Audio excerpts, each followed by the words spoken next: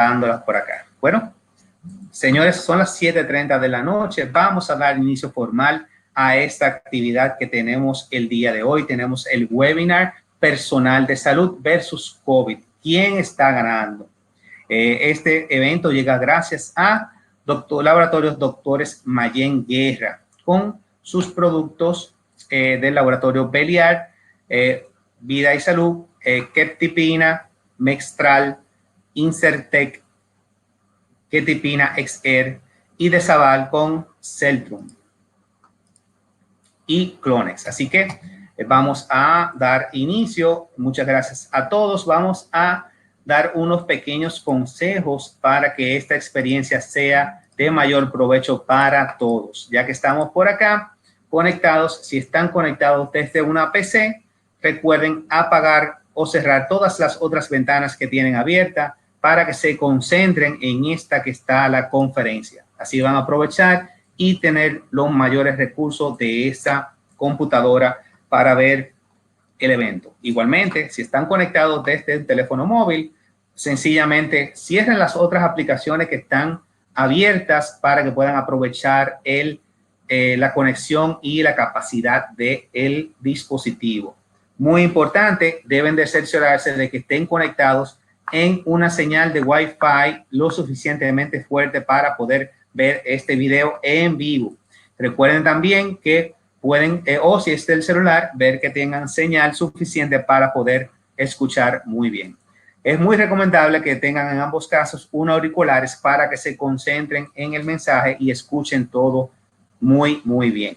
Y claro, ya sabemos que todos están en sus casitas, la mayoría están en sus casas, muchos están también en las clínicas y hospitales dando servicio. Aprovechen, díganle a las personas que están cercanos a ustedes de que están viendo una conferencia muy importante para que no se le interrumpen y demás. En el móvil, aprovechen y quítenle el sonido para que tampoco le molesten por esa vía. La conferencia de hoy tenemos dos platos fuertes. Tenemos al doctor Julio Chestaro y a la doctora Iches. Cada uno tendrá una intervención de 20 a 25 minutos cada uno y luego vamos a hacer una sesión de preguntas y respuestas. Bien, entonces algunos avisos importantes también. Recuerden que tenemos el chat a mano izquierda aquí. Van a ver, perdón, a mano derecha van a ver el chat. Pueden en esa parte hacer sus inquietudes y como pueden ver tenemos a moderadores que tienen en azul, pueden ahí responderles sus preguntas si tienen cualquier inquietud o inconveniente. Por ahí le pueden hacer sus preguntas también y al final vamos a estar respondiéndola a los conferencistas del día de hoy. Vamos a hacer un favor, vamos a tirarnos una foto, si pueden, por favor, tirar una foto de la conferencia o tirarse una foto viendo la conferencia y vamos a compartirla en las redes, por favor, con el hashtag Aprende con Diario Salud y tagueen, por favor, a la doctora Alexandra Iches en @ doctora Alexandra Iches en Instagram y el doctor Chestaro en @ jchestarob. También, por favor, tagueen a nuestro patrocinador, a Lab Mayen y aclaro a Diario Salud en @Diario Salud. Les hacemos el aviso de que este evento está siendo grabado para que pueda ser luego repasado por todos ustedes. Así que hay posibilidad de que si tienen alguna inquietud y estén aquí con su nombre, van a salir grabados en el evento. Bien, al final del evento vamos a tener una encuesta de satisfacción para que por favor nos llenen esa encuesta y nos digan qué tal nos pareció esta conferencia. Les invitamos también a ver todas las conferencias que se han desarrollado en esta serie que ha hecho Laboratorio Doctor Mayen en diariosalud.do/Mayen. Ahí pueden ver conferencias que ya han pasado, como la conferencia del doctor Wilson Ramírez, que habló de anticoagulantes en la era del COVID, que hay de nuevo, excelente conferencia. También tuvimos a la doctora Ruth Weiss, que habló de la relevancia de la vitamina D3 en el fortalecimiento del sistema inmunológico. También tuvimos una gran conferencia con la doctora Togarma Rodríguez, con un webinar de telemedicina. Así que no desaprovechen esa oportunidad y visiten diariosalud.do/Mayen, y ahí están esas conferencias que pueden ver en repetido. También se hizo un gran evento con la Sociedad Dominicana de Reumatología, donde se habló del impacto físico y costo de las enfermedades reumáticas. Así que aprovechen y vayan allá y vean esas conferencias. La semana que viene tenemos otra conferencia donde vamos a estar hablando con la doctora Violeta Rosario. Pueden inscribirse hoy mismo y en el recurso de la semana para ver esa conferencia, que será el martes próximo, el martes 25 de la semana que viene, a las 7 de la noche. Van a hablar de vitamina D3, la aliada en la defensa inmunitaria. Así que, por favor, no se pierdan esas conferencias en diariosalud.do/Mayen.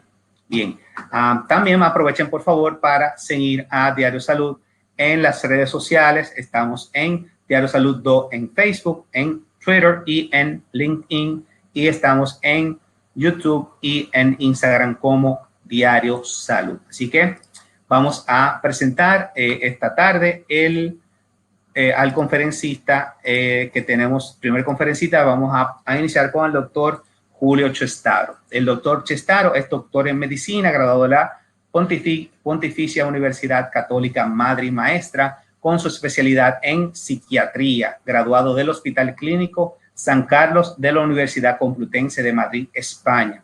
Es miembro del cuerpo médico del Centro Médico Padre Fantino desde 1990 y médico psiquiatra del Hospital Traumatológico Profesor Juan Bosch desde el 2006. Además, es profesor de psiquiatría, psicopatología y psicofarmacología de la Universidad Católica y Tecnológica del Cibao, UCATESI. También es actual presidente del Colegio Dominicano de Neuropsicofarmacología desde el 2019 y ha sido pasado presidente de la Sociedad Dominicana de Psiquiatría en el periodo 2018. También el doctor es Fellow Internacional de American Psychiatric Association, miembro de la International Society for Bipolar Disorders y miembro de la American Academy of Clinical Physicians, disculpen la pronunciación, y miembro de la Asociación Internacional de Patología. Bueno, sin más tardanza, vamos a invitar a nuestro primer expositor, al doctor Julio Chestaro. Doctor, por favor, únase a la sala y vamos a dejarle la sala para que haga su presentación. Buenas noches, doctor. Te dejo la sala.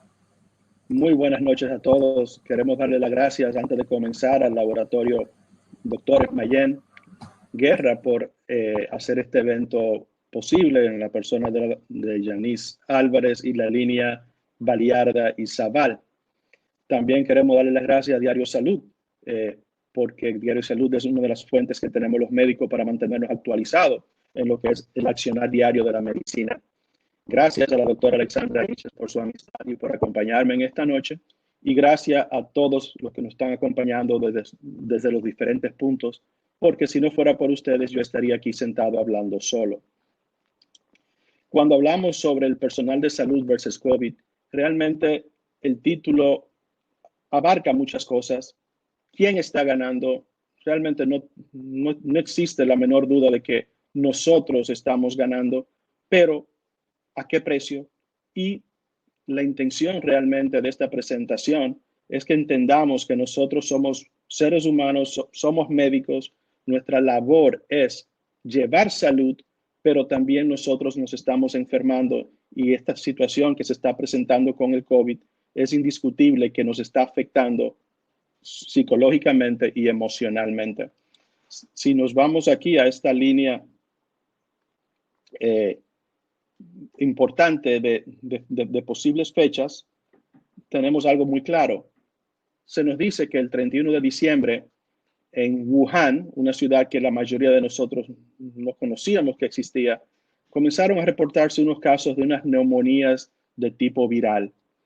Ya para el 20 de enero en los Estados Unidos, en la ciudad de Washington, se reporta el primer caso de un ciudadano que regresó el día 15 de enero luego de visitar familiares en Wuhan, y ese se conoce como el primer caso de COVID en Estados Unidos. 11 días más adelante, ya en Roma y en las Canarias, aparecen los primeros casos. En Roma fueron 2 turistas chinos. En las Canarias fue un ciudadano que estuvo en Alemania y allá tuvo contacto con alguien que estaba contaminado. Ya el 11 de febrero, la Organización Mundial de la Salud le pone nombre al virus y le pone el nombre de SARS-CoV-2 y a la enfermedad COVID-19. República Dominicana registra su primer caso el 1 de marzo del 2020, un ciudadano italiano que vino de vacaciones y llegó al país el 22 de febrero. Viendo esta línea, nos damos cuenta de una situación, y es que como esto comenzó en China, nosotros sentíamos que esto era tan lejos, tan distante, como que nunca podría llegar a nuestras costas. Y esto sorprendió al mundo entero por lo rápido que se pudo propagar. Y de hecho, si podemos hacer una analogía, es como cuando uno se entera que, vamos a decir en China de nuevo, tiembla la tierra, un terremoto terrible, una magnitud 9, y nosotros vemos la destrucción, vemos lo que está pasando, empatizamos con ello, nos preocupamos, pero nos sentimos seguros en nuestros hogares. Pero en este caso, ese terremoto que fue el COVID generó un tsunami que afectó el mundo entero. Y hoy en día podemos decir que la población mundial está afectada, su ritmo de vida, su salud está afectada, y para muchos millones de personas con cambios en su vida y afectaciones que son de tipo permanente. ¿Por qué no nos preparamos? Porque no entendíamos que la distancia en nuestras fronteras nos protegían. Esa respuesta nos la dio un psiquiatra español, específicamente del Hospital Clínico, donde yo me formé, y él dijo, entendíamos que no llegaría a nuestras costas. Pero no tomaron en cuenta una cosa, y es que antes del COVID, 12 millones de personas viajaban solamente a través de las líneas aéreas. Hoy vivimos en un mundo que está totalmente intercomunicado, donde si calculamos 12 millones de personas por día, estamos hablando de 360 millones de personas se están trasladando todos los meses. Y eso llevó a que este virus abarcara prácticamente todos los países en muy poco tiempo. Como decía ahorita, virus realmente nos ha creado un gran dolor de cabeza, ha sembrado mucha angustia, mucha tristeza, pero también sabemos que la solución está.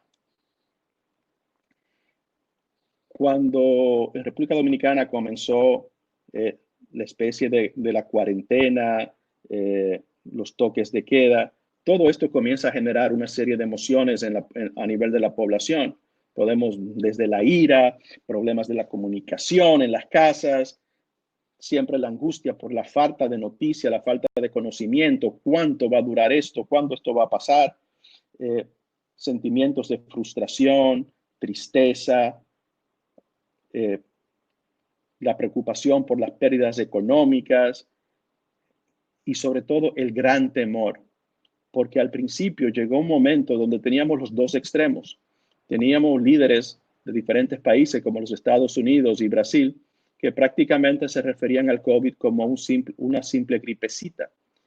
Y por el otro lado teníamos personas que eran más catastróficas, que muchas veces generaban un escenario que tú pensabas que si salías a la calle te ibas a encontrar con los cuerpos de las personas que se caían muertos delante de ti, tú tenías que pasarle por encima. Y el tiempo ha demostrado que los dos extremos estaban muy equivocados. Esto es un dato en base a el sábado pasado, y hablamos que ya más de 20 millones de personas habían sido contagiadas a nivel mundial por el COVID, pero más de la mitad de esas 20 millones lo componen 3 países, Estados Unidos, Brasil y la India. República Dominicana, con todas sus dificultades y torpezas en manejo, vemos que realmente nuestras estadísticas no están muy mal. Aplaudimos, por ejemplo, el manejo que se le dio en Suecia al virus. Muchos lo tomaban como el patrón a seguir. Sin embargo, vemos que lo que es en cuanto a la contaminación por cada millón, nosotros tenemos menos contaminación por cada millón que la propia Suecia. Estos datos también llegó un momento que comenzaron a crear mucha angustia y mucha incertidumbre. ¿Por qué? Porque ese conteo diario de cuántos están contaminados, cuántos están muriendo, generalmente fueron generando un sentimiento de temor al contagio, una angustia y una gran preocupación. En el boletín del sábado decíamos que presentamos 1,057 casos nuevos y 29 fallecidos. Yo creo que en los últimos 4 o 5 semanas la gran preocupación es la cantidad de personas que están falleciendo. Mientras hablamos de los contagios y de la tasa de recuperación, nos damos cuenta que la letalidad del virus no es tan mortífera. Creo que la letalidad anda por el 1.6, 1.7. ¿Dónde comienza esto a afectarnos más como médicos? Bueno, en primer lugar, porque como médicos estamos acostumbrados a llevar salud, a llevar sanidad, que el paciente se recupere y se marche para su casa.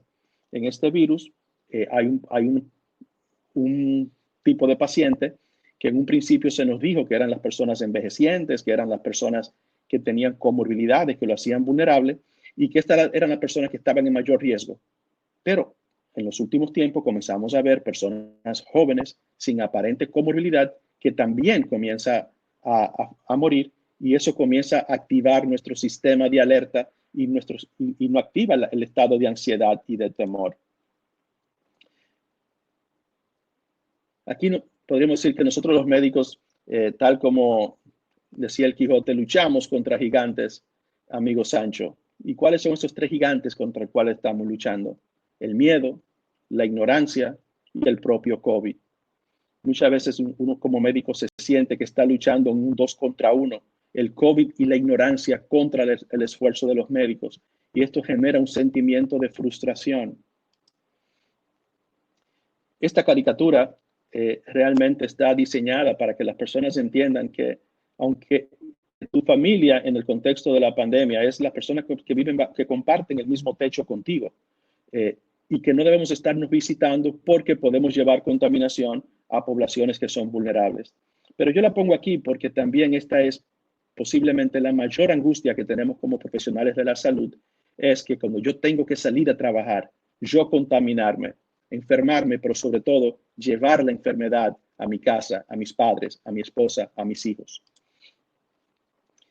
Esto es en el 8 de abril. El 8 de abril, el promedio de muertes por día en los Estados Unidos de COVID superó las 15 principales causas de muertes diarias. Superó lo que es la enfermedad cardíaca, el cáncer y los accidentes.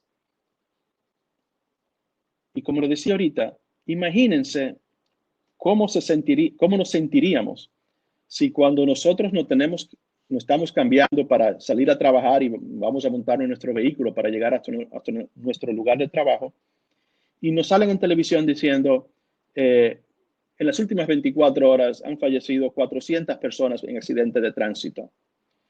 Llega un momento donde eso te siembra una angustia porque tú comienzas a asociar de que tú puedes ser uno más de esa estadística. Entonces, ese reportaje diario de la cantidad de contagio, la cantidad de muerte, realmente tiene un costo sobre lo que es nuestra salud mental.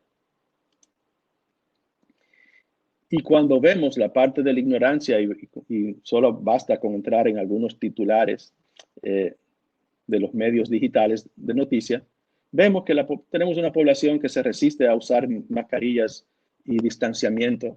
Vemos las personas haciendo fiestas, rompiendo cuarentena. Vemos que en la campaña política los políticos olvidaron y echaron por la borda ver el distanciamiento social. Y aquí abajo vemos que en menos de 2 meses, de abril a mayo, más de 56,000 personas fueron detenidas por violar el toque de queda. Entonces vemos una población que realmente, o un segmento de la población, para ser correcto y justo, un segmento de la población que realmente no está aportando nada hacia que nosotros ganemos esta batalla, y muchas veces se convierte más en un obstáculo y fuente de propagación a expensa de la salud de muchos y la muerte de pocos. se genera totalmente una infodemia alrededor de lo que es el COVID, porque cuando comenzamos a hablar de COVID no se sabía nada. No habían tratamientos aprobados, no habían protocolos, todo era sobre la marcha, todo era a estudio de caso. Yo le puse tal cosa y se salvó, pero no sabemos si se salvó por lo que le puso o porque se iba a salvar.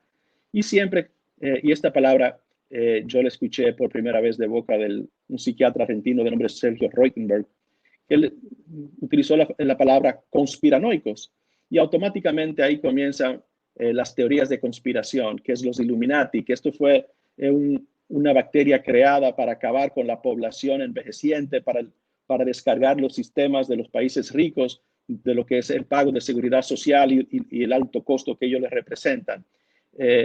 Que todo esto es una estrategia mercadológica para vender vacunas y a través de las vacunas insertarnos un chip, toda una serie de cosas a la cual muchas personas la creen. Surgen siempre los fake news, y algo interesante de los fake news, y razón por la cual el fake news siempre va a haber, es porque hay personas que están prestas siempre a prestarle atención y a repetirla y difundirla. Tratamientos no basados en evidencia. Fue la mayor angustia que teníamos los médicos. ¿Por qué? Porque no tenemos nada que nos garantice, que nos diga esto va a funcionar. Entonces, muchas veces los médicos investigando, viendo qué habían hecho los médicos en China, que posiblemente le había dado resultado, pero notábamos que muchas de las cosas fuentes en las cuales confiábamos, como algunos journals prestigiosos como el New England, publican un artículo y un mes después tienen que retractarlo, porque el afán de la primicia, el afán de tener esa noticia, muchas veces nos llevó a no filtrar bien la información. Entonces, tú decías, pero ven acá, yo le estoy poniendo esto a mis pacientes y no está funcionando. Y sobre todo, con el temor a la contaminación, el hecho de no saber qué me podrán poner si me enfermo o si me contamino. Surgen curas milagrosas, que el dióxido de cloro, que la alcalinización del pH, que el bicarbonato y toda una serie de estrategias que creo que todo el que está en un grupo de WhatsApp recibe abundantes fuentes de este tipo prácticamente a diario. También comienza algo negativo dentro de todo esto y algo sin sentido. Es como en muchas comunidades el personal de salud fue rechazado, fue amenazado. Algunos tuvieron que salirse de sus hogares, otros le dañaron sus vehículos, porque los otros integrantes de esa comunidad, de ese edificio, de ese residencial, entendían que el médico era una amenaza para la salud de ellos. Y por supuesto, y en esto estamos ahora, que nos trae un poco de tranquilidad, la carrera y la esperanza por las puestas de las vacunas. Como decía ahorita, el exceso de información y sobre todo informaciones no confirmadas contribuían a nuestra angustia, a nuestra desesperación. Y con solamente comenzar con la frase "un estudio revela", ya la mayoría de las personas creían que eso era cierto y lo daban por cierto porque un estudio revela. Pero el tiempo en muchos de esos estudios no era correcto, no eran estudios que estaban bien planteados y realmente la información que se podría extraer de ellos no nos servía de mucha ayuda. Y esto lo vamos a ver en todo momento, y es que van a haber personas que, aun cuando tengamos la vacuna, no se van a querer vacunar, y eso lo vemos porque el H1N1 tiene vacuna. ¿Y qué porcentaje de la población se vacuna contra el virus de la influenza? Pero muchas veces vamos a ver también que esas mismas personas que se niegan a vacunarse porque eso no está aprobado, porque eso no es seguro, son los primeros en probar cualquier situación, cualquier recomendación, cualquier receta empírica que no tiene ningún tipo de evidencia, ningún tipo de estudio, pero esa sí la aceptan. Charles Dickens, en La historia de las dos ciudades, comienza hablando de que eran los mejores de los tiempos y eran los peores de los tiempos. Y en esta pandemia hemos tenido la oportunidad de ver lo mejor de la humanidad y también hemos tenido la oportunidad de ver lo peor de la humanidad. Vemos personas que han superado el virus de manera gratuita y desinteresada donan su plasma para poder ayudar a otros. Y vemos otros que, sobre todo los que tienen grupos sanguíneos que no son muy frecuentes, tratan de lucrarse de una donación de plasma donde ofrecen vendérsela al que está en necesidad de ella.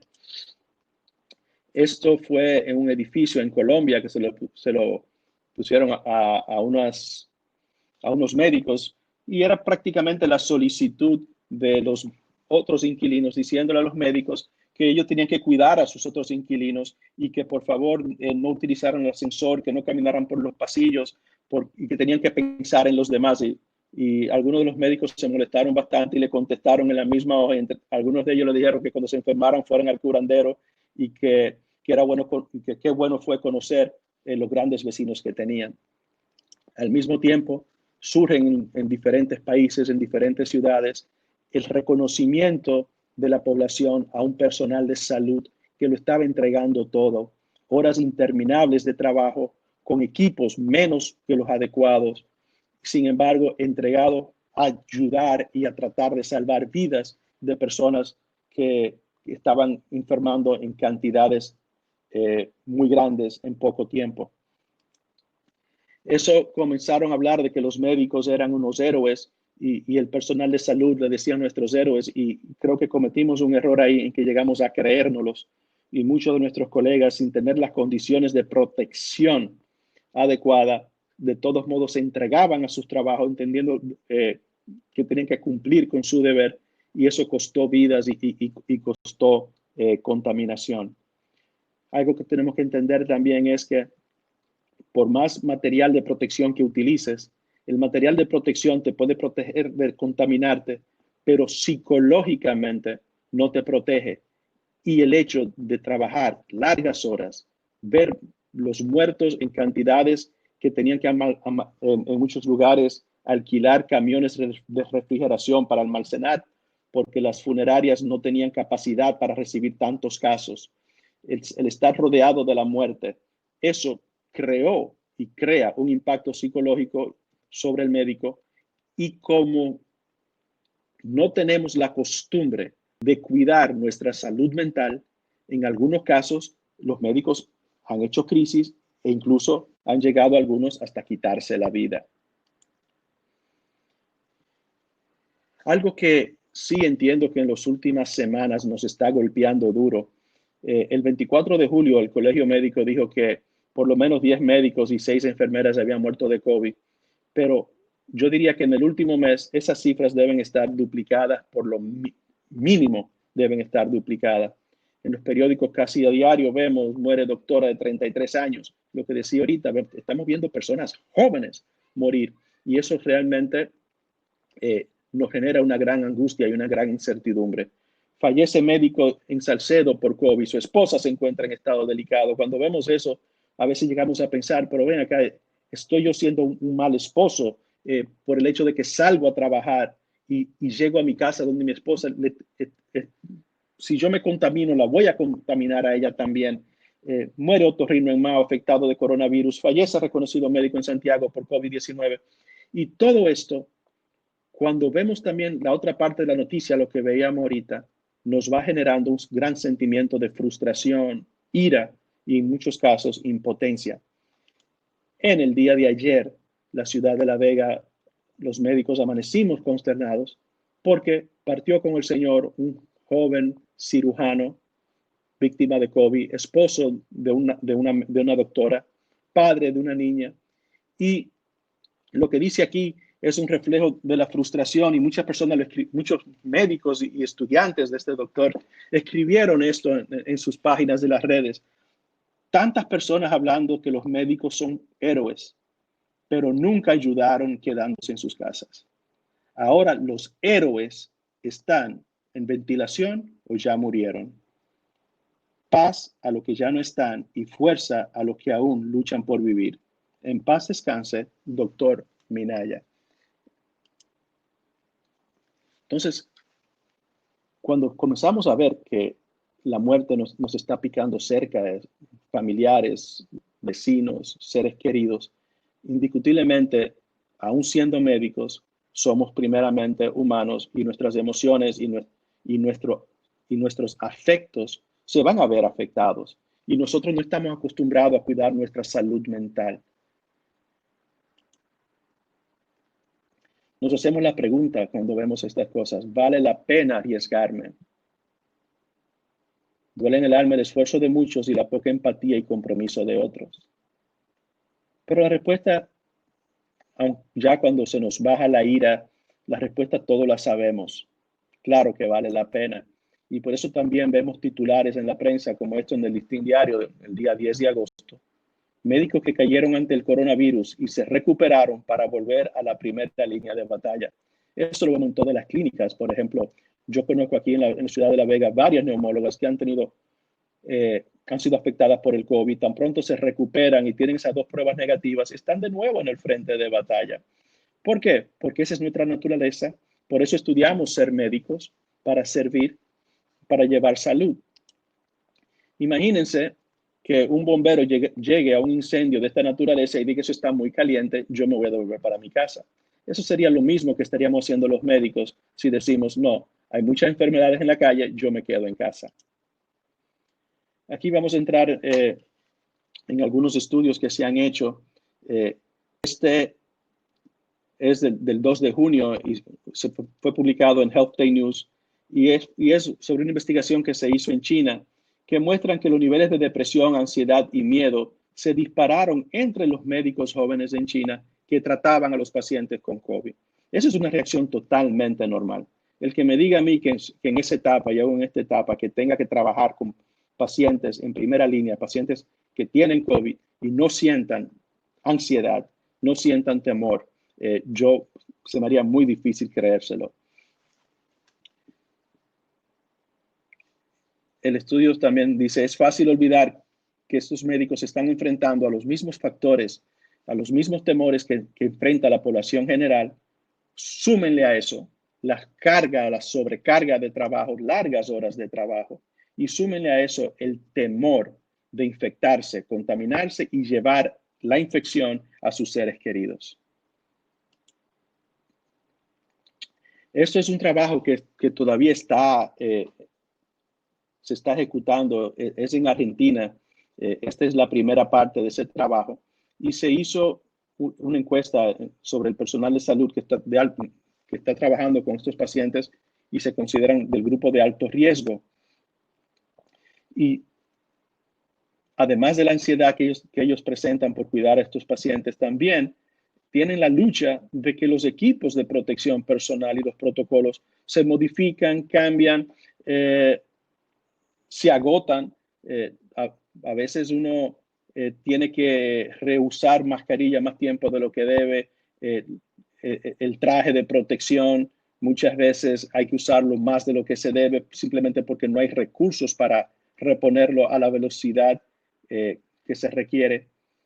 Entonces, se habla de que bajo toda esta presión y todo este estrés que los médicos estamos trabajando, no nos puede sorprender de que nosotros también emocionalmente estemos afectados.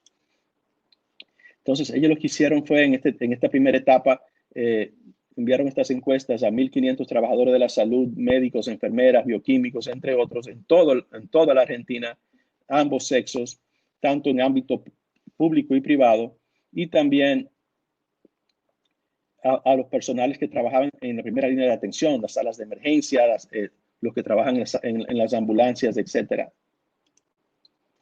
Y estas son las primeras conclusiones. Se tomaron medidas en 3 tiempos. La primera medida se tomó en la última semana de la cuarentena, la segunda 1 semana después de esa y la tercera 15 días después. Y los resultados que ellos están reportando hasta ahora es que la preocupación por el posible contagio a los seres queridos entre esta población aumentó de un 83 a un 90%. La preocupación por la posibilidad de contagiarse a sí mismo aumentó de un 65 a un 71. Algo que sí fue disminuyendo un poquito fue los que consideraban que no contaban con el equipamiento adecuado de protección. Y eso tiene que ver porque a medida que se ha prolongado esta situación, la industria de manufactura ha cambiado muchas veces su línea de producto para generar y producir material de protección. Y ya se consigue con mucha más facilidad y menos costos que quizás hace 3 meses. La percepción de que el clima laboral empeoró aumentó de un 68 a un 79%. Y la percepción de que el cansancio interfiere con su trabajo aumentó de un 67 en el primer periodo a un 79 en el segundo periodo. Realmente el personal médico, sobre todo los que trabajan en primera línea, están agotados. Esto va muy largo. Estamos hablando que si República Dominicana comenzamos en marzo y ya estamos a mediados de agosto, tenemos 5 meses y medio en esto y todavía no sabemos cuándo va a terminar. Dentro de las principales conclusiones también están que los indicadores de depresión, ansiedad y la intolerancia a la incertidumbre ha aumentado a lo largo de todos los periodos y que el tiempo que la ayuda psicológica efectiva sigue en niveles muy bajos. Decía ahorita, nosotros los médicos, pero la población general, pero los médicos, yo diría que más aún, somos muy resistentes a cuidar nuestra salud mental. Nos preocupamos mucho más por la física que por la mental. En términos de porcentajes, los indicadores de depresión como la irritabilidad pasó de un 34 a un 54, trastornos del sueño de un 43 a un 67 y los indicadores de ansiedad de 53 a 73. Y finalmente, las mujeres lamentablemente obtuvieron en general los valores significativamente mayores que los hombres en todos los indicadores de depresión, ansiedad e intolerancia a la incertidumbre. Este fue publicado en España y lo que habla es que el insomnio, la ansiedad y el pánico son los principales síntomas psicológicos de los médicos que están en la primera línea de batalla. Y esto se basa en un estudio que se hizo con 1,000 trabajadores chinos que trataban los pacientes COVID y fue publicado en JAMA. Decía que más del 50% tenían síntomas depresivos, un 45% ansiedad y un 35% insomnio. Pero algo que tenemos que aclarar es que tener síntomas depresivos o síntomas de ansiedad no es lo mismo que tener un trastorno de ansiedad o un trastorno depresivo. Muchos de estos síntomas depresivos y de ansiedad que recogemos en estos momentos tienen más que ver con el fenómeno de la respuesta adaptativa. Ahora, cuando una respuesta adaptativa no recibe una solución adecuada, sí puede deteriorarse y convertirse ya en un trastorno. A nivel personal, y supongo que la doctora Iches también debe notar lo mismo, la gran mayoría de los pacientes que estamos viendo hoy en día en nuestras consultas tienen que ver con el insomnio y la ansiedad. La depresión todavía no se ha disparado tanto y los otros trastornos psiquiátricos aún no, aunque sabemos que a medida que va pasando el tiempo, esto se va a modificar y va a cambiar. Esto es un dato sumamente preocupante y en Estados Unidos han hecho una campaña que se llama Let's Talk About It. Y es que Estados Unidos tiene un gran problema y es que de todos los profesionales, los que más cometen actos de suicidio son los profesionales de la salud, los médicos. Estados Unidos tiene un promedio de 400 médicos que se quitan la vida cada año. Allá ellos tienen una realidad que es un poco diferente a la nuestra.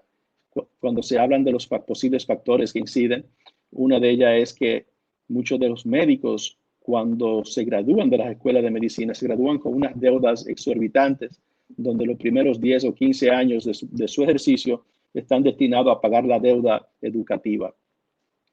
Otro de los motivos es que algunos señalan que en Estados Unidos, cada vez que un paciente entra por el consultorio, el médico entiende que es una persona que está enferma, que anda buscando ayuda, pero al mismo tiempo tiene un estrés porque entiende que ese podría ser la próxima demanda que reciba. En tercer lugar, también se menciona que producto de que allá cada cierto tiempo los médicos tienen que renovar la licencia, eso hace que ellos se resistan a buscar ayuda, a consultar con psicólogos y psiquiatras, porque no quieren que esas consultas queden en su récord y que eso pueda convertirse en un obstáculo para que ellos sean certificados de nuevo. Vemos que aún en sociedades que están mucho más avanzadas que la nuestra, todavía la estigmatización de los trastornos de la mente, de las enfermedades de la mente se mantiene. Aquí en República Dominicana es muy difícil que un médico acepte abiertamente ir a la consulta de un psiquiatra o de un psicólogo. Yo he tenido pacientes médicos y cuando van a mi consultorio es porque son pacientes que viven en ciudades muy lejanas a donde yo ejerzo en La Vega. Pero cuando son mis colegas de La Vega, muchos de ellos al final terminamos de que yo voy al consultorio de ellos y damos la consulta así.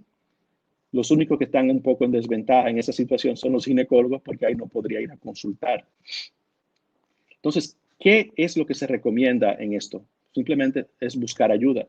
En Estados Unidos, por ejemplo, se le está recomendando a los grandes centros hospitalarios que creen como una especie de consultorio donde se aplica una política más o menos de don't ask, don't tell. Es decir, tú viniste aquí, yo no le informo a nadie que tú viniste aquí, y no queda ningún tipo de constancia dentro del sistema de récord del hospital de que tú estás consultando, buscando que se sientan con mayor libertad de buscar esa ayuda. Aquí, como le decía ahorita, muchos médicos no se van a sentar en una sala de un psiquiatra arriesgándose que su paciente los vean. Entonces tenemos que crear un mecanismo donde el médico o el personal de salud que se siente comprometido, que se siente afectado, pueda sentirse cómodo buscando y recibiendo esta ayuda. Yo pienso y estoy convencido que la luz está ya al final del túnel. Eso que vemos al final del túnel es la luz. Yo espero que sea el sol, y entiendo que eso viene por diferentes vías. Por ejemplo, 5 meses atrás no teníamos un tratamiento aprobado para el COVID. Hoy tenemos el Remdesivir que está aprobado para el COVID. Algunos criticarán metodología, la rapidez, muchas cosas, pero lo cierto es que hay un tratamiento ya aprobado cuando 3, 4 meses atrás no teníamos nada. Y el hecho de que hay cerca de 10 vacunas que están en desarrollo, algunas de ellas ya en etapa fase 3, con aparente buen resultado, nos abre la esperanza de que dentro de poco tiempo nosotros vamos a volver a nuestras vidas naturales y el COVID tendrá una solución. Si comparamos nuestra batalla como médico con el COVID, entendemos que podemos compararlo con el boxeo. Nos hemos golpeado ambos duramente. Hemos sentido golpes duros, perdido colegas valiosos, familiares, pero lo cierto es que al final, cuando suene la campana, sabemos que nosotros, aunque estemos tristes, aunque estemos cansados, vamos a salir victoriosos. Winston Churchill en la Segunda Guerra Mundial, dándole confianza al pueblo de Inglaterra, acuñó la frase "keep calm and carry on", mantén la calma y continúa hacia adelante. Así que mantengamos la calma y gracias por su atención.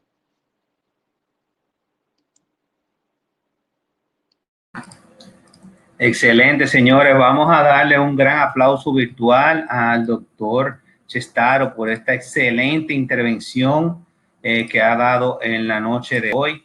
Muchas gracias, doctor Chestaro. Vamos sin esperar a presentar a la doctora Alexandra Iches. Voy a leer un poco su hoja de vida para dar inicio a su conferencia. La doctora Iches ha hecho una especialidad en psiquiatría en el Hospital Salvador Gautier del IDCS. Hizo su revalidación en doctora en medicina en el Ministry van Onderwijs, Sport and Culture en Netherlands, Antiguen. Ha hecho formaciones técnicas múltiples, todas enfocadas en el ejercicio de la psiquiatría de enlace, trastornos anímicos y psicofarmacología. Es jefe del servicio del Departamento de Psiquiatría del Hospital Salvador P. Gautier, Instituto Dominicano de Seguros Sociales del Servicio Nacional de Salud. Es también la directora de la Unidad de Intervenciones en Crisis, doctor Emilio Guillén, del Hospital Salvador B. Gautier del Instituto Dominicano de Seguros Sociales. También es gerente médico de la Unidad de Intervención en Crisis de la Clínica Gómez Patiño, Unimen, en Santo Domingo. También es profesora docente de la Residencia de Psiquiatría del Hospital Salvador Gautier, profesora docente del internado y preinternado del Instituto Tecnológico de Santo Domingo, INTEC. Es también profesora docente del internado y preinternado de la Universidad OIM y es médico ayudante del dispensario médico del Ministerio de Defensa. También tiene su consulta privada en la Torre Profesional Corazones Unidos, en Clínica MedicalNet y en la Clínica Gómez Patiño en Santo Domingo. Sin más, vamos a darle la bienvenida a la doctora Alexandra Iches. Doctora, por favor, bienvenida, buenas noches. Le dejo la sala. Muy buenas noches. Muchísimas gracias, Miguel, por la calurosa bienvenida. darles también las buenas noches a todos los que nos están siguiendo y están conectados. De más decir que para mí es un placer compartir con todos ustedes y más que nada con mi colega, profesor, fue presidente, el doctor Chestaro, quien gracias a la tecnología podemos decir que uno estamos al lado del otro.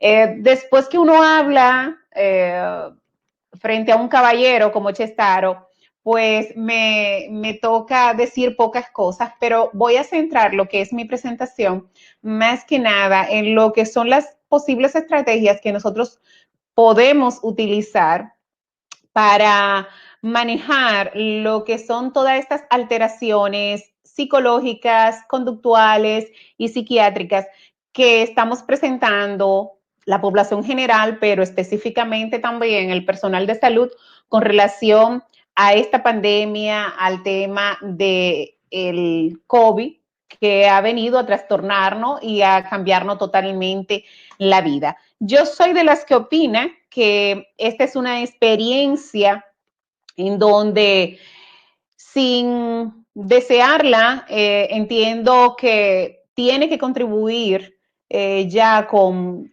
todo lo que hemos vivido para bien y es el momento ideal para uno hacerse un checklist en su vida respecto a las cosas que de verdad van a resultar prioritarias e importantes. Y por eso quise poner debajo del título de las estrategias que podemos utilizar en salud mental en estos tiempos, es prioridad para las prioridades.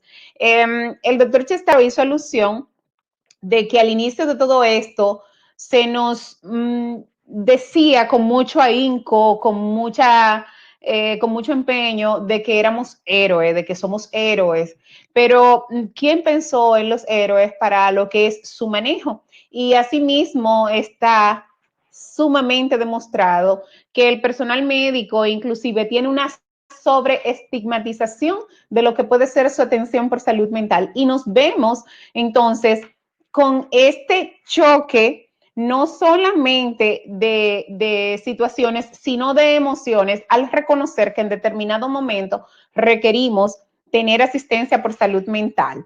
En el argot médico, siempre utilizamos la frase de decir que nuestras primeras resistencias para el manejo de nuestro personal no son los de afuera, sino nosotros mismos. Tenemos esa particularidad que nos resistimos a muchos procesos y este no puede ser. La afectación por salud mental resulta ser la segunda pandemia después de cualquier pandemia sanitaria.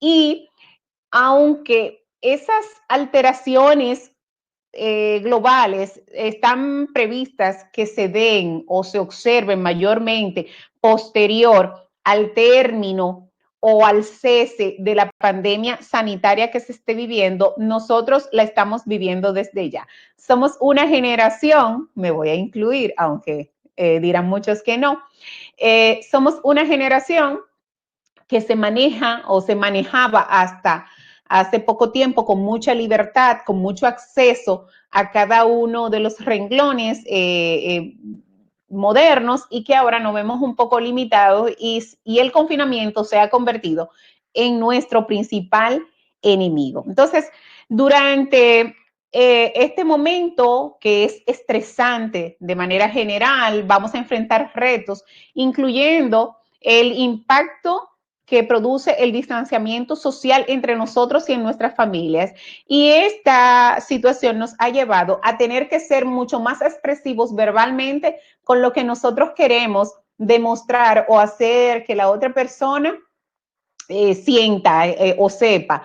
Antes teníamos por norma, si saludábamos a alguien, le dábamos un beso y un abrazo, pero ahora tú tienes que verbalizarlo porque tenemos que mantener la famosa distancia, que aunque el personal médico trata y recalca de que nuestra población general la lleve, pues eso no se da tanto. Sin embargo, ahora tú tienes que ser un poco más afectuoso a la distancia, con una llamada, con una atención, con un saludo, con un te quiero, con un me haces falta, con un te amo y mira, hasta este momento no sabía qué tan importante tú eras para mí, porque ya el abrazo sin decir nada no se va a dar tan cerquita. Y como dice el doctor, tenemos ahora mismo algunas 8 o 10 vacunas que están adelantando en sus fases, pero todavía no la tenemos a mano. Sí tenemos esquemas terapéuticos con resultados positivos, pero no tenemos nada que nos proteja. Entonces tenemos que sí cuidarnos en todos los niveles. Algo importante es que la ansiedad es un sentimiento normal y dentro de las patologías o alteraciones que más estamos viendo está el insomnio, está asimismo la ansiedad. Ya la depresión se está manifestando por el criterio tiempo para aquellas personas que después de 2 o 3 meses, que es cuando está estipulado que empecemos a tener lo que son esas alteraciones psicológicas y emocionales. Y el tema de los trastornos de somatización se está viendo bastante y la predominancia de esos rasgos obsesivos en un grupo. La incertidumbre de lo que estamos viviendo, de que si de verdad va a pasar y qué tan seguro nosotros vamos a estar, pero se están sumando ansiedades adicionales que son las externas, como los grandes cambios que como país y como población estamos viviendo. La incertidumbre financiera nos está llevando también a unos cuestionamientos de que de verdad vamos a poder cumplir, vamos a poder rendir, y eso hace que nos manifestemos un poco más ansiosos, un poco más de lo que ya estamos.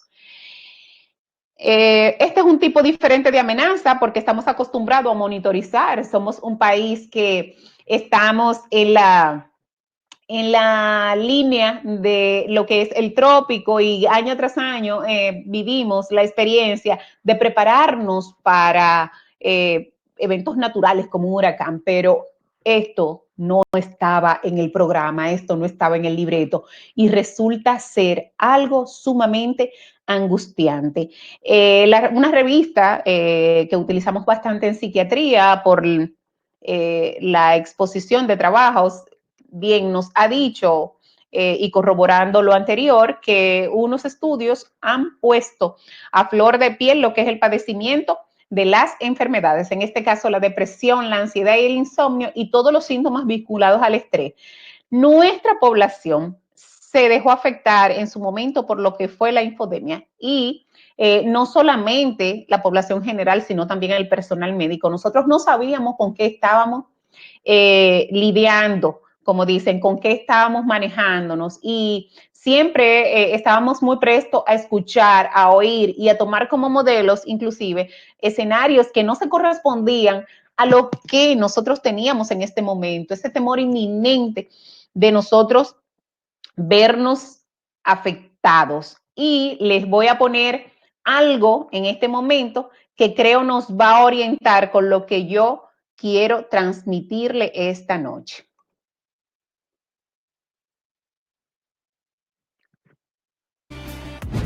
La cinematografía no solo es excelente para tomas de héroes haciendo equipo y cruzadas melancólicas, sino que también puede ser usada de maneras más sutiles.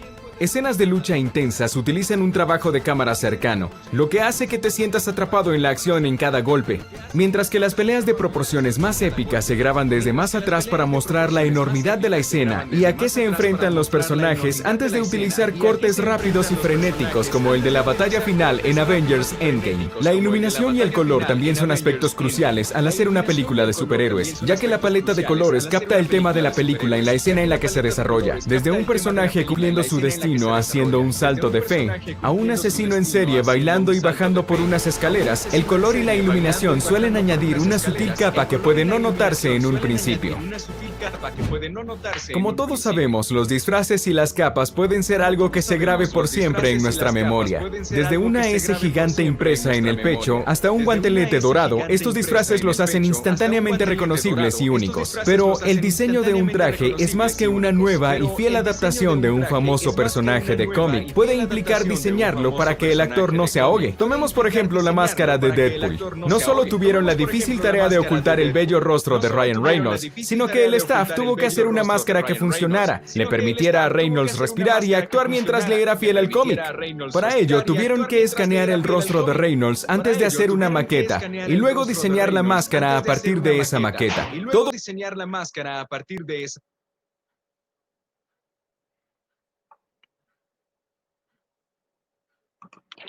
Bien, esta es la máscara que tenemos nosotros. Todos, unos más, otros menos.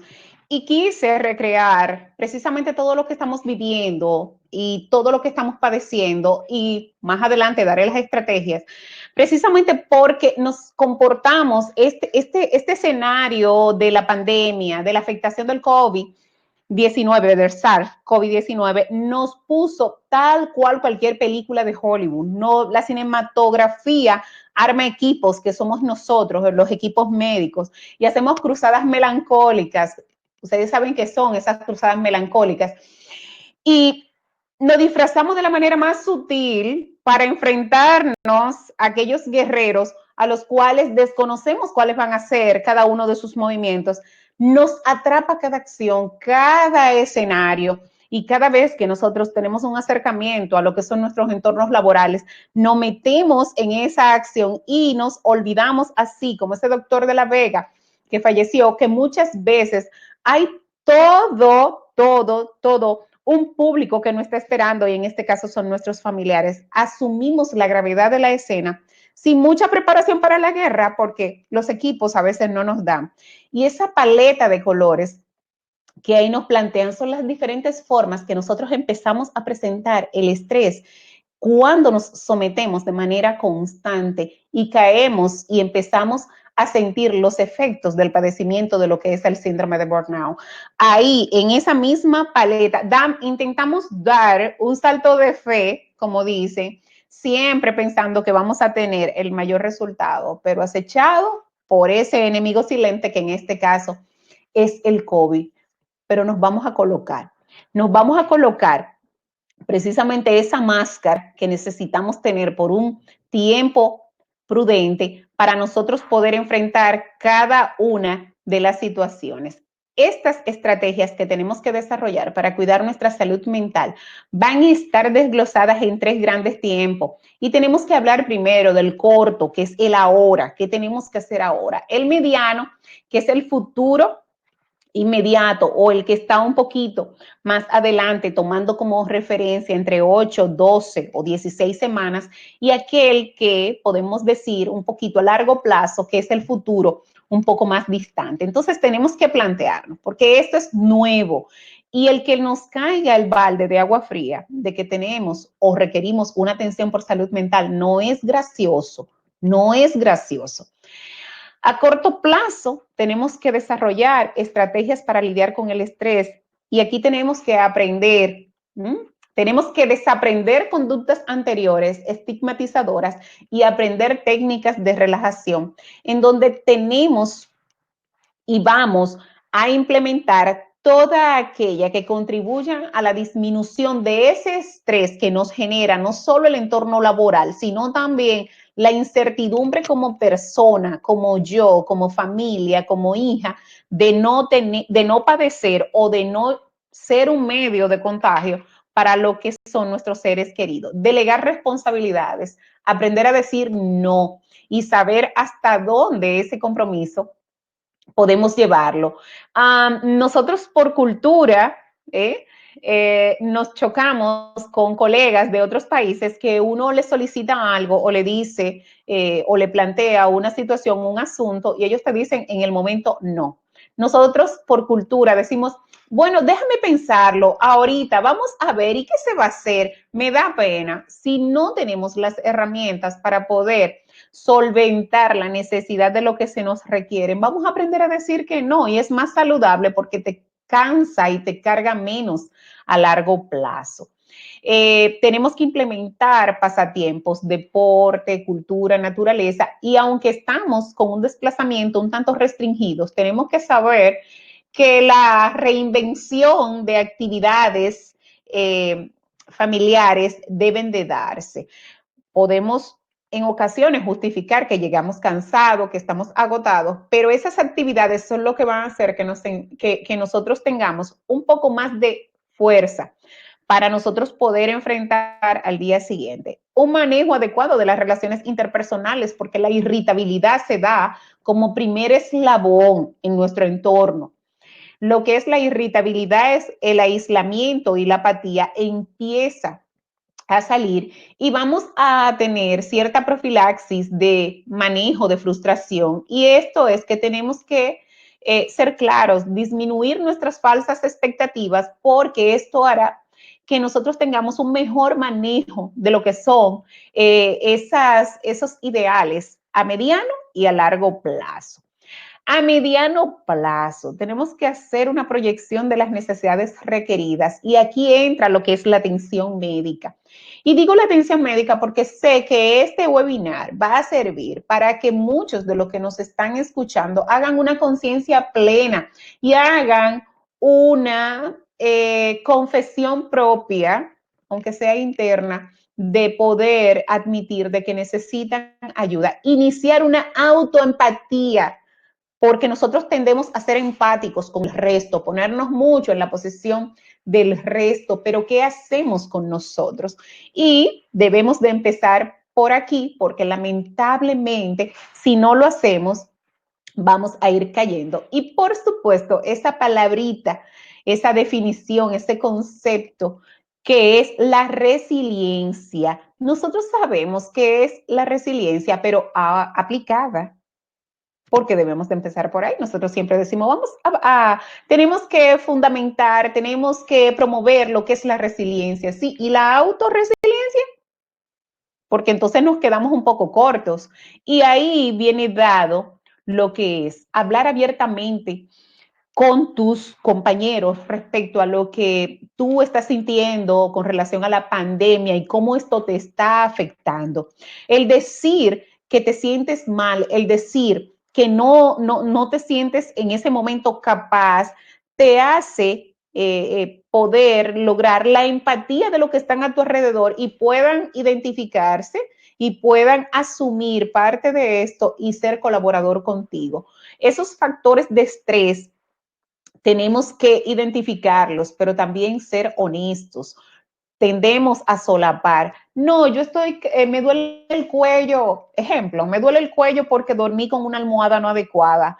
O me está doliendo la cabeza, eso fue que cogí mucho sol ayer. O me duele el estómago. Señores, tenemos que escuchar nuestro cuerpo. El cuerpo realmente nos da señales de cómo se nos puede estar manifestando cada una de esas patologías que describimos en lo anterior.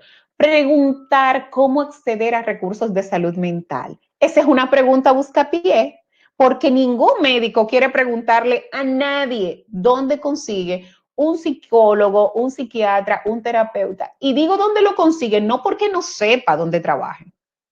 Es que tú tienes alguno que sea de tu confianza, que tú me refieras de una manera discreta, porque ahí viene la sobreestigmatización que nosotros mismos tenemos de requerir esa ayuda. A largo plazo, señores, aplatanar esas expectativas, volverlas reales y plantearnos de verdad si son realizables en nuestras vidas. Las prioridades han cambiado.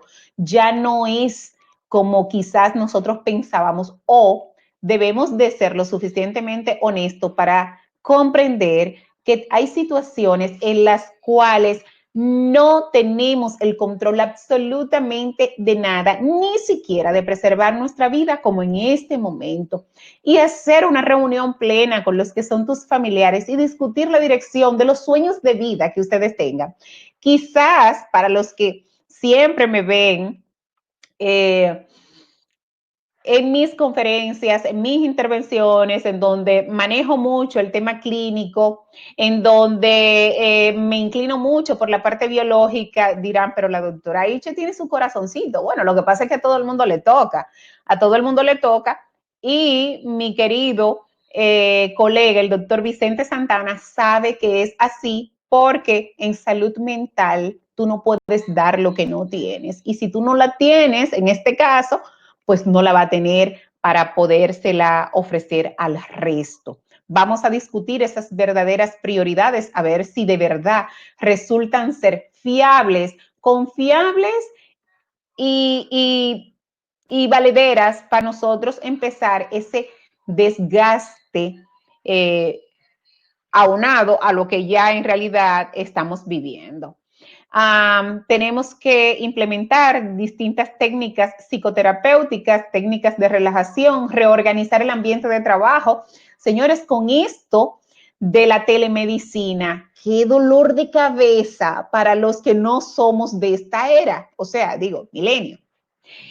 Porque hemos tenido que aprender programas. Aquí yo tengo que hacer un mea culpa porque yo le pedí a Miguel, vamos a hacer una cosita antes porque yo no soy nada tecnológica. Y el llevar el trabajo a la casa suma carga y suma estrés porque no tenemos el patrón de horarios y tenemos que hacerlo tal cual estamos en una oficina. A sacar nuestras horas de descanso, imaginarnos que estamos desplazándonos y también tenemos que arreglarnos porque la mayoría de nosotros al inicio de todo esto nos pusimos que nos poníamos bonito de la cintura para arriba y abajo teníamos sandalias, entonces no podemos. Eso hace que tu estado anímico mejore bastante y que tú sientas de verdad que tu vida va en progreso, y digo en progreso porque te estás incorporando a lo que es tus acciones del día a día. Tenemos que hacer una estructura de carga de trabajo y nosotros entonces poder ahí delegar. Habemos algunos que tenemos problemas con eso, pero realmente es posible. Cambios en el ambiente, empezar con un tema de rehabilitación y reentrenamiento. ¿Por qué el reentrenamiento? Porque ya incorporamos nuevos cuidados al día a día. El tema de la mascarilla, ustedes saben que es por un tiempito largo. Yo no quiero, en este caso, yo no quiero darle pánico, pero todo el personal médico sabe que esto es para largo, así que estemos prestos para hacerla de todos los colores, claro, debajo con una quirúrgica. Vamos, este es el reto de la empatía con el resto y la empatía con nosotros mismos. Realmente son de las cosas que de manera inmediata y a mediano tiempo podemos ir realizando, y tengan la certeza que si lo empezamos a hacer de manera gradual, nos va a ir espectacularmente bien. No tenerle miedo a la atención médica psiquiátrica o por salud mental y estar prestos y abiertos de que si en algún momento requerimos tratamiento farmacológico, asumirlo. Los procesos deben de ser asumidos porque si no se convierten en nuestro gran villano, así como los vimos en el video de los superhéroes. Muchísimas gracias. Para mí realmente ha sido muy beneficiosa esta intervención porque me ha ayudado a mí también en este proceso de cambiar un poco y entrar en la covidianidad. Bueno, excelente, señores. Quiero pedirle un gran aplauso virtual a la doctora. Excelente, señores. Recuerden, por favor, hacer sus preguntas por esta vía para poder responder las inquietudes, y vamos a pedirle también al doctor Chestaro que nos acompañe para responder las inquietudes que tiene la audiencia. Tenemos inquietudes que son varias. Tenemos personas también que no solamente son del personal de salud y tienen algunas inquietudes ya de la parte, vamos a decir, para pacientes. Tenemos a Jaira de los Santos Beringüete, que pregunta, ya se está rumorando de las vacunas están listas, ¿en qué tiempo le estarán aplicando? Bueno, eso es una pregunta de un paciente, pero hay que orientarlos, están aquí, ¿verdad? Tanto el doctor Chestaro como yo, ambos repetimos que hay vacunas que están en diferentes fases. Para los que no son médicos, cada vacuna cuando se somete tiene que pasar por diferentes fases hasta completarla con un número X de participantes, y luego entonces ya cuando tiene la aprobación final es que es puesta a la disposición del público en general, en este caso de todos, pero tengamos pendiente que somos un país de los más pequeños, que todavía la vacuna tenga una fecha de salida, no significa que a nosotros nos vaya a llegar para esa fecha, porque ya hay países que sin estar ninguna concluida, solamente aquellas que tienen fases un poco más avanzadas con resultados positivos, ya tienen encargo de hasta 100 millones de unidades. O sea, nosotros somos los pequeños, que no digo que vamos a ser los de la cola, pero no vamos a ser tampoco los de primera línea. Mientras tanto, vamos a hacer una proyección que más o menos un año, yo entiendo, y de hecho, para el verano del año que viene fue que más o menos dijeron que alguna iba a estar lista. Yo soy un poquitito más optimista en cuanto a ese aspecto.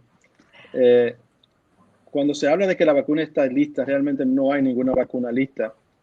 La que legalmente luce estar lista es la de la Unión Soviética, pero muchos países o Estados Unidos dice que la razón por la cual Rusia aprobó la vacuna es porque se saltó unos pasos en cuanto a lo que es la seguridad. Entonces, de ser cierto, yo creo que muy pocas personas van a ofrecerse a utilizar esa vacuna sin tener los perfiles de seguridad. Claro. La de Oxford, que es una de las que está más avanzada, y otra que es de Pfizer, son posiblemente las dos primeras en salir. Y se habla de que, por ejemplo, para Estados Unidos, están hablando ya final del otoño prácticamente, comienzo del invierno.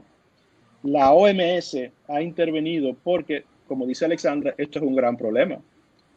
Cuando se aparecen países como Alemania, Estados Unidos, Japón, y dicen, nosotros le compramos su producción durante los próximos 4 o 5 meses de la vacuna, están arriesgando el mundo entero. Entonces la OMS dice, no, señores, eso no puede ser así.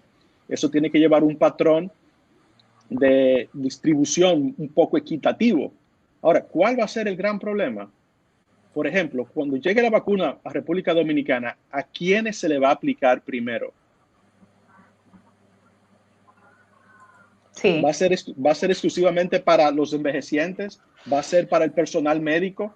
Porque sí, cuando llegue, por ser limitado, no va a llegar que tú vas a poder ir a un sitio y póngame la vacuna. Sí, claro. Imagínense al público general que nos está escuchando que la misma vacuna de la influenza, que ya tiene varios años, o sea, autorizada, para cada primavera o cambio estacionario donde toca vacunación a la población, hay deficiencia. Entonces, eso nos dice a nosotros que tenemos que ir de lo simple a lo complejo y, mientras tanto, ir haciendo cada una de esas recomendaciones que nos van a proteger. No automedicarse, asistir al doctor o a un centro médico con cualquier síntoma que te parezca sospechoso y no minimizar absolutamente nada, teniendo en cuenta que la presentación tiende a ser realmente bastante atípica en todo el mundo, y nosotros somos caribeños. Hay algunos que como los blanquitos que nos ponemos flojitos de una vez, pero hay otros que siguen caminando como nada.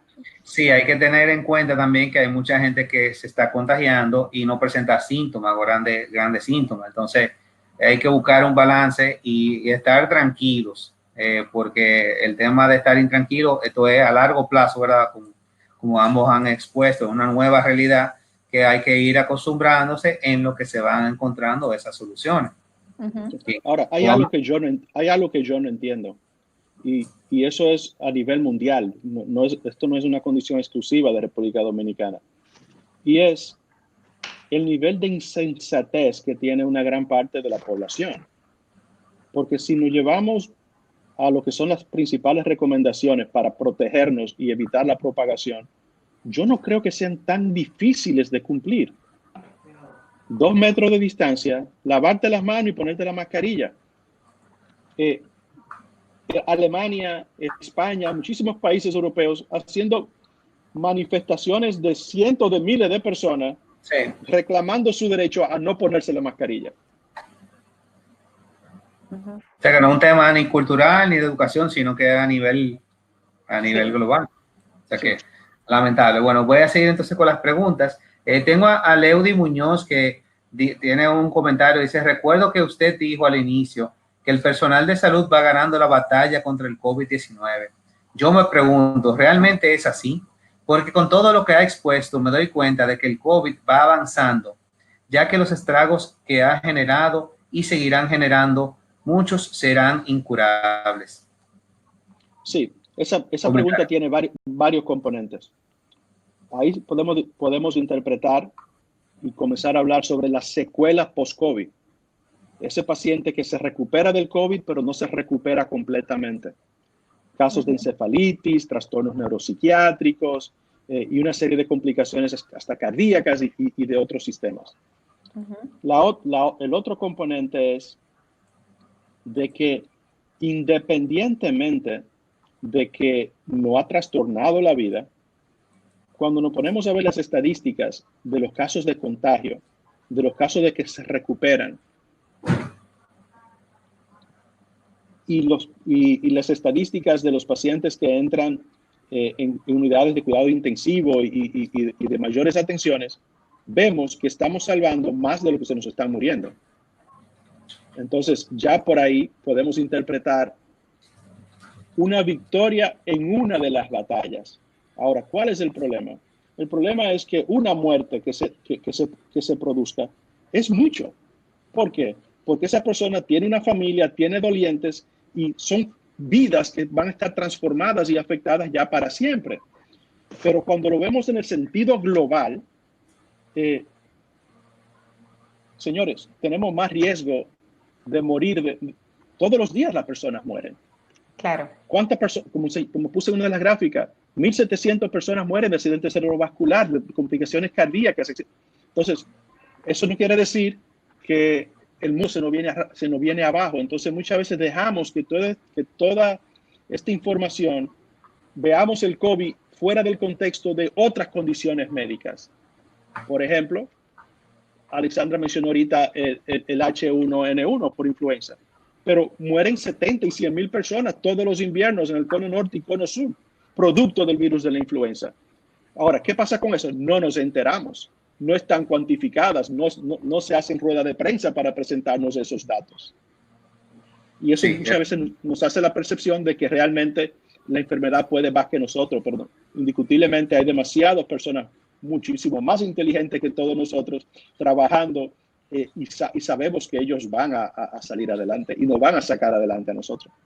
Sí, hay un meme muy chulo que me gustó, de que si los científicos no pueden, yo creo que los padres van a encontrar la vacuna primero. Eso viene porque estamos en condición en donde tenemos los niños en casa, los adolescentes, hasta los adultos jóvenes y los adultos mayores también. Y no es que estamos muy lejos de ayudar a los padres a que busquen los científicos, los padres van a encontrar la vacuna. Bueno, voy a seguir entonces. Alguien dice Víctor Suero que por favor abundar sobre la irritabilidad y enfado en mujeres, enfado en mujeres, y por qué se experimenta más en ellas que en los hombres. Eso es un esposo que le están peleando. Claro, pero tú me vas a dejar a mí responder eso.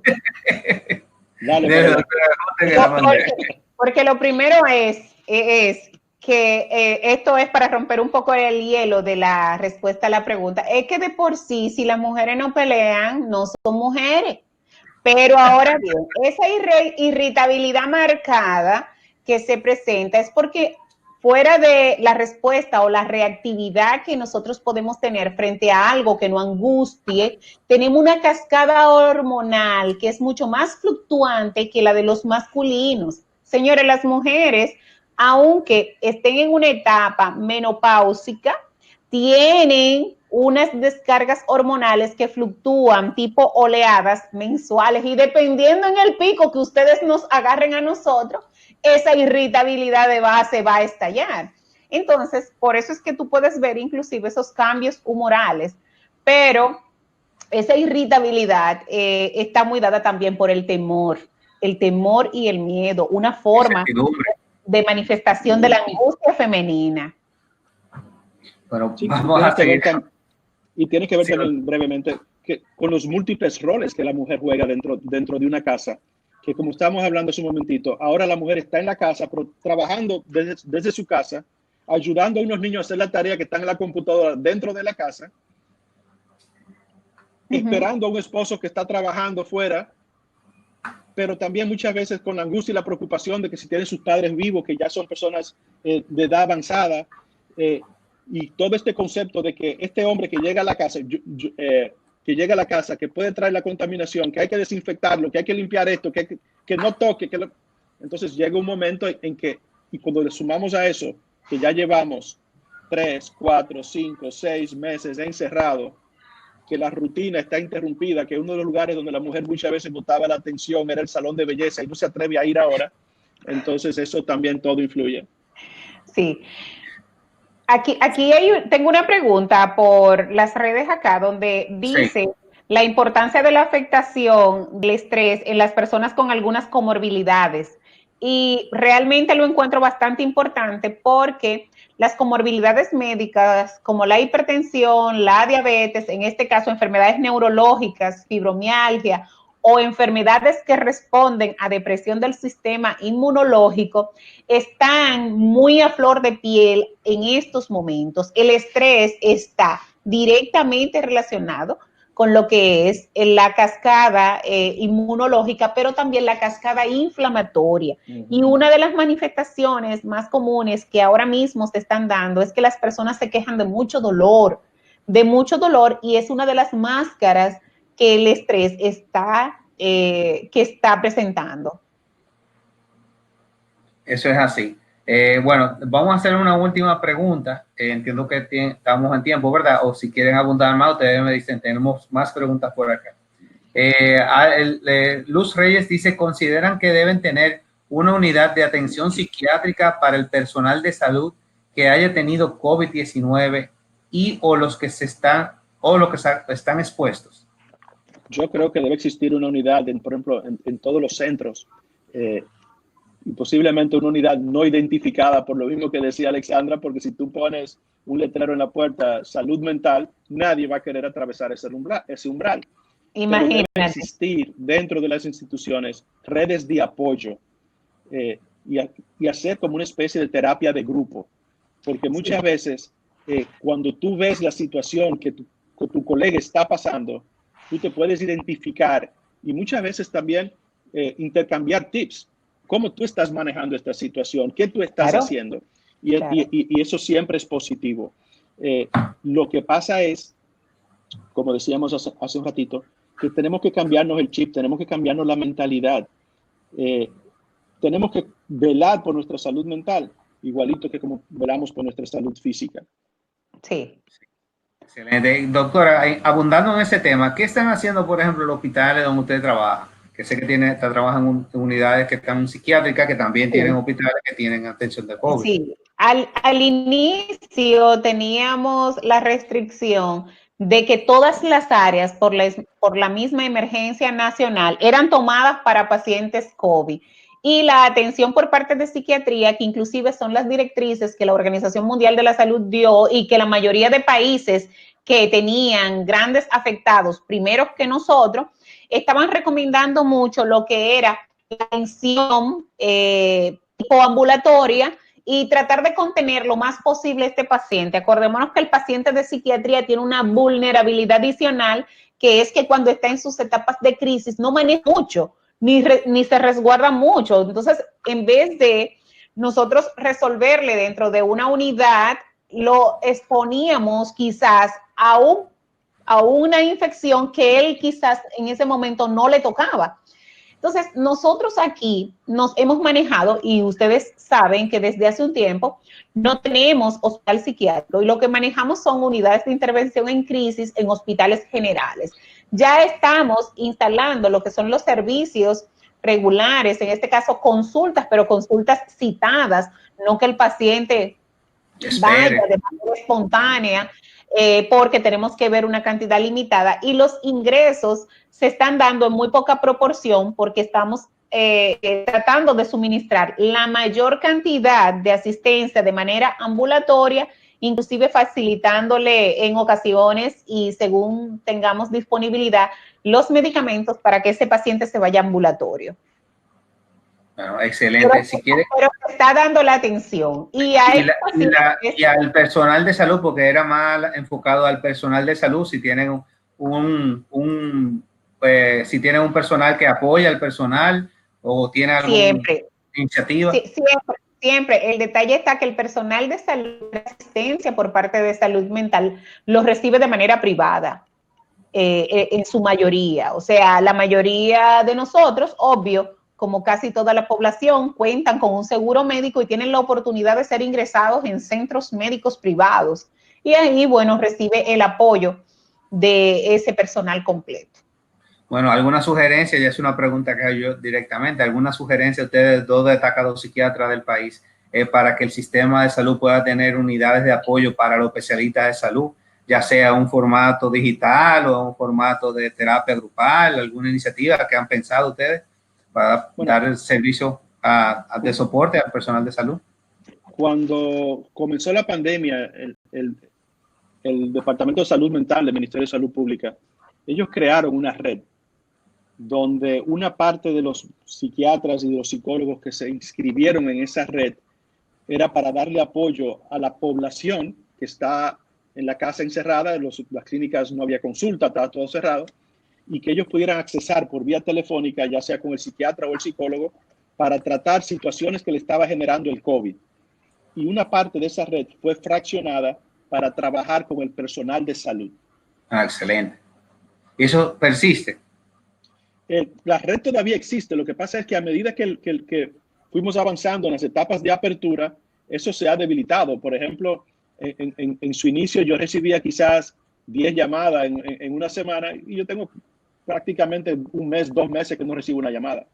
O sea que eso sería volver al personal de salud. O sea, esa técnica funcionaría a nivel nacional. O sea que a las personas que no están viendo, que tienen si pueden dar esa idea, pueden implementar nuevamente eso. Sí, y es secreto, es más, ¿cómo se llama? Más personalizado y tiene menos estigma de poder hacer la consulta y se necesita, es necesario. Sí, en la mayoría de los países tienen las líneas de autoayuda y líneas gratuitas, monitoreadas las 24 horas del día. Y yo entiendo que eso sería fenomenal, que se dispusiera de una línea de esa naturaleza para que el personal de salud, quizás como tú dices, dentro de la intimidad y la seguridad de su casa, pueda consultar con una persona que no conoce la cara y pueda desahogarse libremente y recibir una respuesta a su situación. Bueno, señores, hemos cumplido con el horario que teníamos establecido. No sé si quieren agregar algo más. Bueno, si quieren una pregunta en particular, mis redes son doctora. Tenemos más preguntas, pero no nos va a dar tiempo de responderla todas. Las envías, por favor, y así le damos una respuesta. Mis redes son DRA.AlexandraIches y bueno, todo el mundo sabe dónde conseguirme. Sí, vamos mañana. Recuerden que esta conferencia está siendo grabada. Mañana se le va a enviar el repaso de lo que es la conferencia. En ese correo van a tener también el enlace del video y también los enlaces de las redes sociales de los doctores para que puedan ahí darle seguimiento. Les recordamos que el Laboratorio de Doctores Mayén ha preparado este evento y tienen ya 7 eventos que se han montado, que están disponibles en dialosalud.do/Mayén. Ahí van a poder ver esos eventos que han sido súper interesantes con diversos temas. Por acá los tenemos para que puedan verlos. Recuerden que esos eventos pueden tener acceso a ellos y ya están grabados. La semana que viene tenemos un webinar el martes 25 en vivo. Vamos a tener a la doctora Violeta Rosario con el tema de vitamina D3 aliada en la defensa inmunitaria. Así que, señores, muchísimas gracias, doctores, por las 2 tremendas conferencias que han dado el día de hoy. Señores, a todos ustedes les pido un gran aplauso virtual a estos tremendos expositores. Vamos a dar las gracias nuevamente a Laboratorio de Doctores Mayén por esta conferencia con su producto Baliarda, su laboratorio Baliarda con su producto Ketipina y Maxtral y Insertec y Laboratorios Zaval con Celtium y Clonex. Para Derosalud ha sido, como siempre, un gran placer tenerlos acá, a estos grandes expositores y amigos, me atrevo a decir que amigos, los cuales tenemos mucho aprecio y mucho respeto. Señores, muchísimas gracias por todos, a todos por la compañía y a ustedes, doctores, por su tiempo. Si quieren agregar algo más. No, Muchísimas gracias. Bueno, pues gracias, señores, y que tengan una excelente noche y descansen, que mañana es otro día. Un abrazo. Bye, bye. Bye, bye. Bye, bye.